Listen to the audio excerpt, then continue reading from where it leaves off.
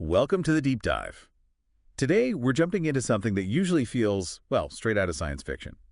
Time travel. Yeah, it's a classic trope, isn't it? Totally. But we're going to tackle it using insights from some specific source material. We've looked at an audio excerpt called How to Time Travel. Right.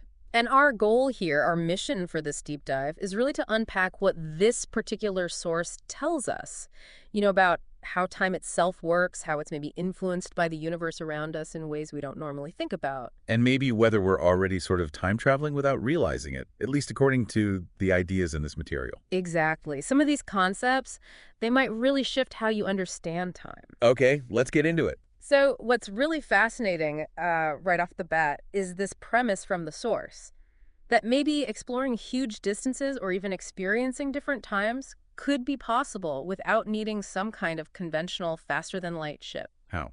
Through what mechanism? Through something called time dilation. That's the key idea presented here. Time dilation. Okay, sounds pretty technical. What actually causes it, according to this source material? Well, it points to two main things happening out there in the universe that can make time pass differently for, say, you compared to someone else. The first one is gravity. Gravity affects time. How exactly does that work? The source seems to suggest time isn't just this, steady clock ticking the same everywhere. That's right. It explains that time isn't separate from space. They're woven together into this thing physicists call space-time. Space-time, okay. And this space-time fabric, it's described as being flexible, like it can be stretched or squeezed or even bent. And gravity is what does the bending. Precisely. The more mass an object has, the stronger its gravity, the more it actually warps or bends space-time around it. And where space-time is bent more deeply, time itself flows slower relative to places where gravity is weaker. Like a heavy ball on a rubber sheet, creating that dip. Yeah, that's a common analogy. Time follows the curve, essentially. And this is where the source material gets really, well, mind-bending with some of its examples, even if they're hypothetical.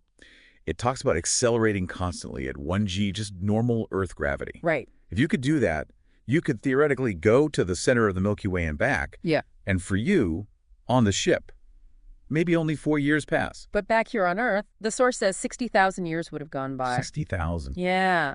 And if you kept that 1g acceleration going, it suggests you could reach the edge of the observable universe within a single human lifespan. Again, your lifespan. Wow. Okay, so those are obviously extreme thought experiments. Definitely. And the source uses them to really illustrate the potential scale of this effect. It even invents this planet, ZR42a. Yes, ZR42a, 1,000 times Jupiter's mass, which is what, over 300,000 times Earth's mass? Huge. And the source is very quick to say, look, the gravity there would crush you instantly, no question. Right, it doesn't skip the crushing part. No, it doesn't.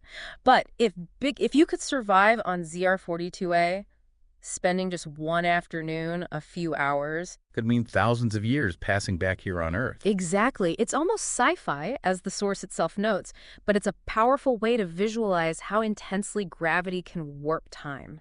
Okay, but this isn't just science fiction, right? The material says this gravitational time dilation is actually real and measurable. Oh, absolutely. It's a real effect, just usually much, much smaller in our daily experience. Take Jupiter. Yeah. It's massive. The source throws out that fact that 1,300 Earths could fit inside it if it were hollowed out. That's big. Very. So for every second that ticks by on Jupiter's surface, assuming you could be there, about 1 second and 20 nanoseconds pass on Earth. Nanoseconds. Tiny. Very tiny. The material points out, it's not enough to mess up your relationships or anything. Well, right. But it emphasizes the effect is unquestionably present. It's there. And it gets way more extreme near supermassive things, like black holes. That's where it becomes really significant. Near the event horizon, that point of no return, the source says your minutes could literally stretch into hours or maybe even years compared to Earth time. Assuming you could survive the gravity and avoid, what was the term? Spaghettification. Spaghettification. Right. Doesn't sound pleasant. Not at all. It's the extreme tidal forces stretching you out. But the key point the source makes is this isn't about going backward in time. Right. It's about time passing differently relative to you compared to someone in weaker gravity. Your clock ticks slower. Precisely. And the source even says this happens right here on Earth. Yep. It mentions that Earth's core is estimated to be roughly 2.5 years younger than the surface. Because gravity is slightly stronger closer to the center. Exactly. More mass pulling, slightly deeper space-time curve, slightly slower time over billions of years. Which leads to that fun little example the source gives about Eesh. your ankles. Huh. Oh. Yeah. It's as if you wore one watch on your wrist and one on your ankle for, like, many thousands of years. The ankle watch would run just a tiny bit slower because it's slightly closer to Earth's center. Infinitesimally slower, yes. But it's real. It shows the principle applies everywhere, even on these tiny scales. Okay, so that covers gravity bending time. What was the other main cause of time dilation mentioned in the source? Velocity. How fast you're moving. So speed affects your experience of time, too. It does. Your perception, your clock's ticking rate, it's all relative to your velocity compared to someone else. And this becomes more noticeable the faster you go, closer to light speed. Exactly. And this isn't just theory either. The source points to actual experiments. Oh, yeah. The 1971 experiment. Physicists flew super accurate atomic clocks around the world on planes twice. When they brought the clocks back and compared them to identical clocks that stayed on the ground, they disagreed. They showed different times. Yep. Time had literally passed at slightly different rates for the moving clocks compared to the stationary ones, just because of their velocity. It confirmed the theory. Okay, wow. But why does this happen? Why does speed affect time? What's the underlying reason given in the material? According to this source, it's absolutely fundamental. Time dilation, both from gravity and velocity, is described as a fundamental, unbreakable law. And it's necessary for one crucial reason: to keep the speed of light, usually called c constant. Ah, the speed of light. That constant. Right, about 300,000 kilometers per second. The material calls it the great constant, the greatest equalizer, something unshakable. And it really emphasizes this point, doesn't it? That if c wasn't constant, if it changed even a tiny bit, Then everything we think we know about the physics of the universe would basically be wrong. It's that foundational. so because the speed of light absolutely must be measured as the same value by everyone, no matter how fast they're moving or where they are, Time itself has to adjust. It has to slow down or speed up relative to velocity and gravity to ensure that c remains constant for all observers. space-time itself bends and stretches to accommodate the speed of light. That's the idea presented. Everything yields to c. Okay, so we've got gravity and velocity messing with time. This leads into some deeper, more philosophical territory in the source material, doesn't it? It really does. It starts to challenge our basic intuition about time just flowing, like a river moving forward. Yeah, it brings up Einstein's famous quote, or a version of it: "The distinction between the past, present, and future is only a stubbornly persistent illusion." Exactly. And to help us get our heads around that, the material uses this analogy. Think of time like a train, maybe with an infinite number of carriages. Okay. Each carriage is a specific moment, a point in space-time, from the Big Bang at one end, maybe, to the ultimate end of the universe at the other. And wherever you are, that's your carriage, your present. That's your present, yeah. But someone else may be moving differently or in a different gravitational field. They're in a different carriage. Their present is different from yours. What's now for you might be their past or their future. And time dilation, the effects of gravity and velocity we just talked about, that's what could potentially let you move to a different carriage, shift your now relative to others. That's the implication, Ah, which leads to what the source calls a potentially unnerving truth.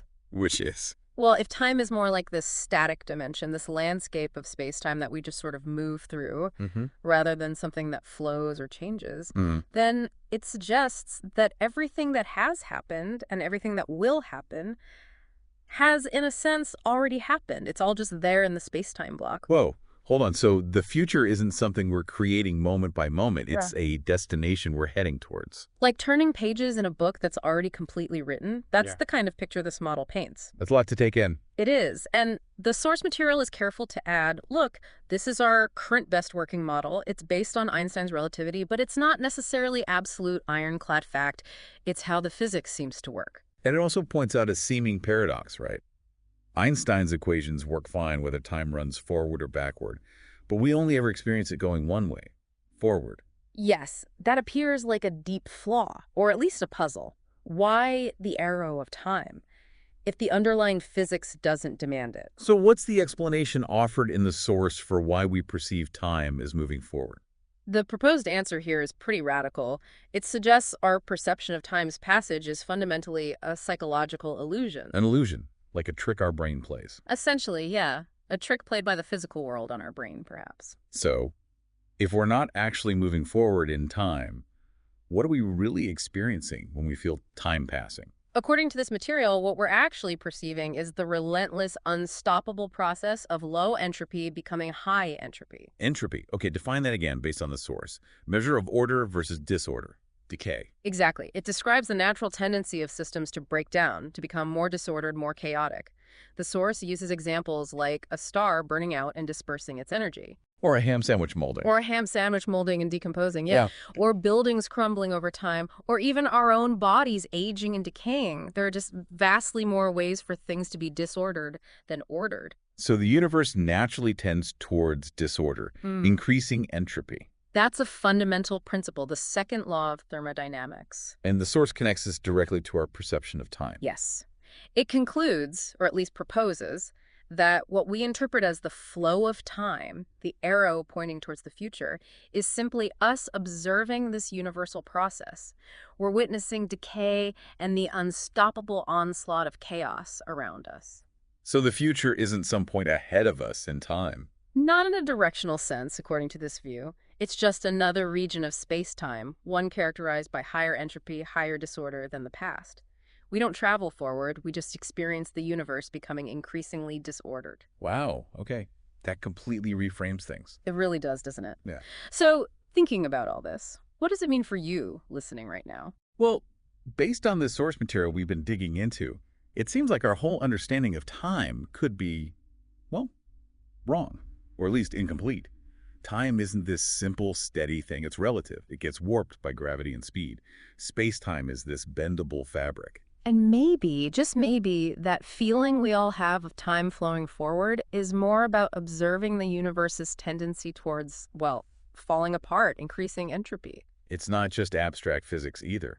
The source emphasizes these effects are real, measurable, even if they're often tiny in our daily lives. Right. It really changes how you can look at the universe and our own place within it. It touches on the nature of reality itself, all coming out of these, frankly, strange ideas from physics. This deep dive looking at the material from How to Time Travel, it definitely leaves you with some huge questions, doesn't it? About what time even is, about the future, about how we perceive everything. Absolutely. And it leaves us wrestling with that final thought, drawn from the source. If our experience of the future, of time moving forward, is fundamentally tied to observing decay and increasing disorder, entropy. Yeah. Does that change anything about how we approach things like planning or progress or trying to make change in the world? Or is thinking about that consequence just another layer of this grand illusion of time? Something to definitely keep thinking about.